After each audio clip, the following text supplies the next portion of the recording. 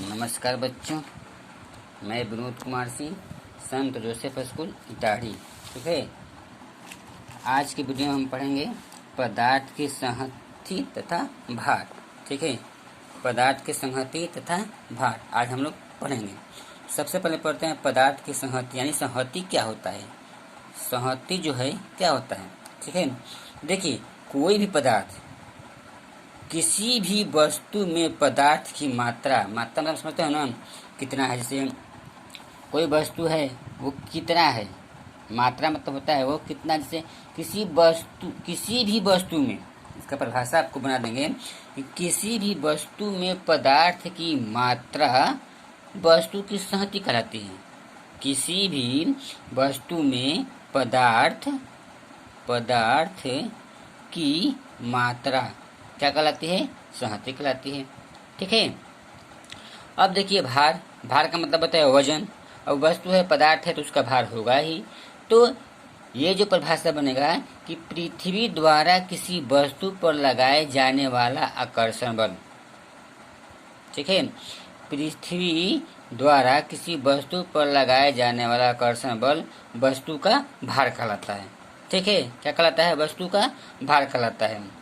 दैनिक जीवन का मतलब होता है जो हमारे जीवन में जो रोज की दिनचर्या है वो में भार शब्द का संहति के अर्थ में प्रयोग किया जाता है।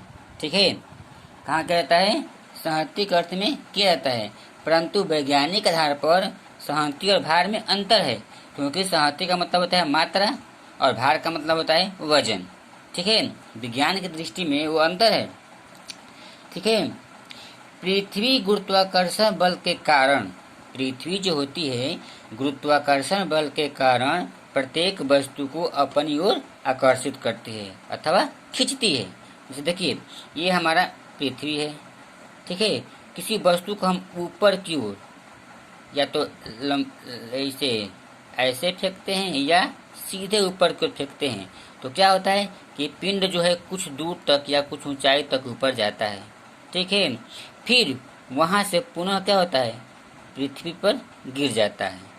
क्योंकि इधर से तो हम फेंकते हैं तो हम अपना बल लगाते हैं, लेकिन उधर से तो अपने आप आ जाता है।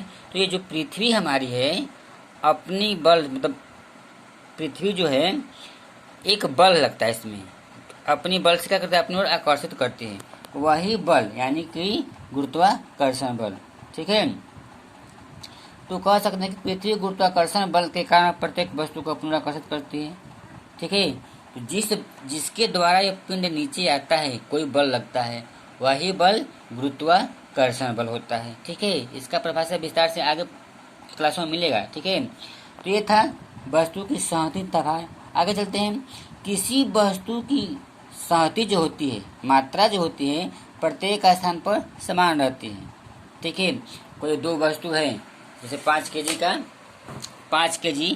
का कोई वस्तु, एक ईंट ले लीजिए, 5 केजी का ईंट ले लीजिए, यानी इतने आकार का, इतना लंबा चौड़ा ईंट ले लीजिए, और इतने ही लंबा चौड़ा कोई रुआ ले लीजिए। देखिए आकृति तो समान है। ठीक है, आकृति समान है, लेकिन इसका जो वजन है कम और ज़्यादा हो जाएगा, क्योंकि ये जो ईंट है, ईंट का वजन ज़्यादा होगा, और ये जो रुई है या कोई रेत है या कुछ भी है, इसका वजन कम होगा।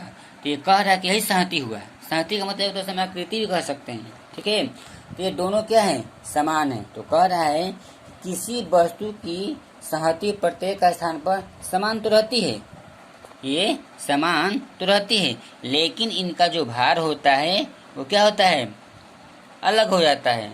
किंतु वस्तु का भार जो, देखिए परिभाषा से कहा जाएगा कि किसी वस्तु की संहति प्रत्येक स्थान पर समान होती है, किंतु वस्तु का भार गुरुत्वाकर्षण बल के बदलने के कारण, ठीक है, क्या हो जाता है, बदल जाता है।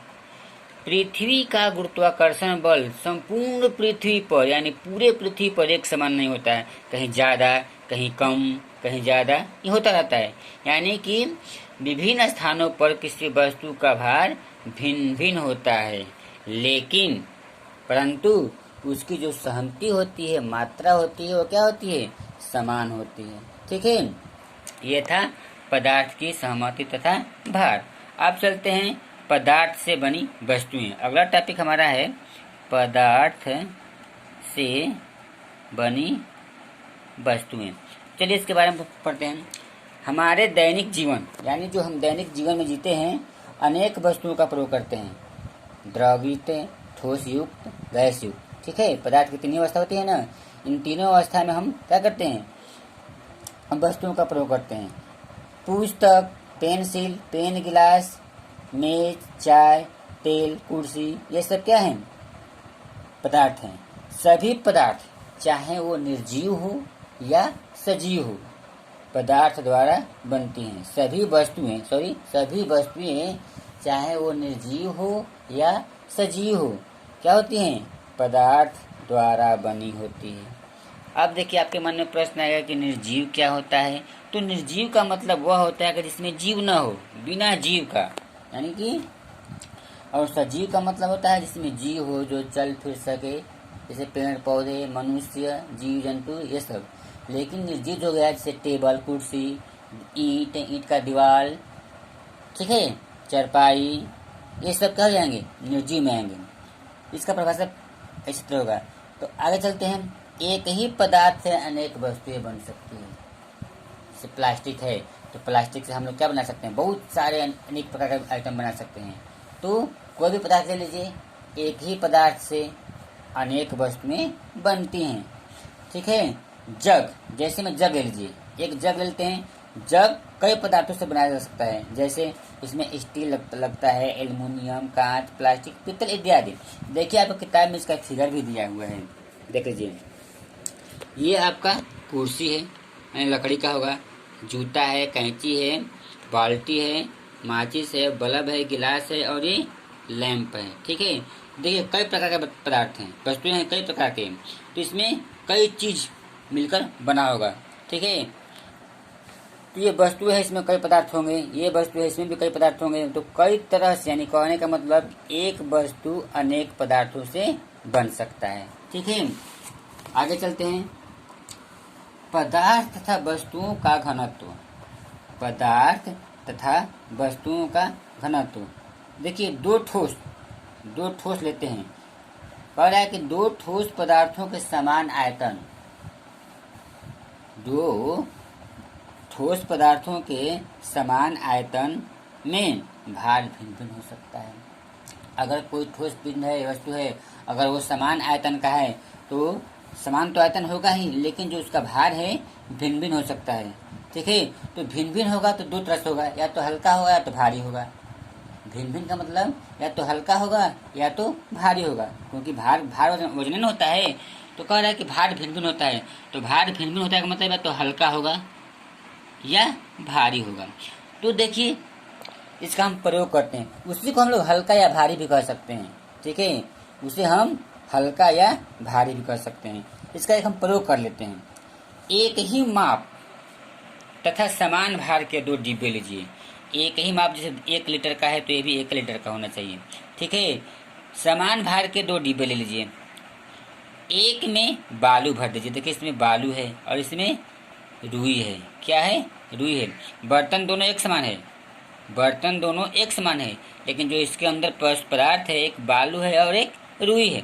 ठीक है, तो देखिए क्या होता है कि अब इनको तौलिए, तराजू पे तौलिए, तो ये क्या देखेंगे कि जो बालू वाला है ये भारी होगा, ये रुई वाला जो है क्या होगा, हल्का होगा।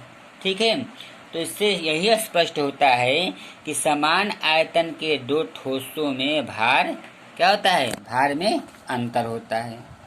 इस प्रकार कोई पदार्थ जितना स्थान घेरता है उसके अनुपात में जो उसका भार होता है वह पदार्थ का घनत्व कहलाता है। ठीक है, किसी पदार्थ चाहे कोई पदार्थ जितना स्थान घेरता है उनके अनुपात में उसका भार ही क्या कहलाता है, उस वस्तु का या उसका पदार्थ का घनत्व कहलाता है। ठीक है, तो ये था हमारा आज का वीडियो। कल के वीडियो में पढ़ेंगे ठोस का द्रव पर तैरना। तो बस आज के लिए इतना ही, धन्यवाद।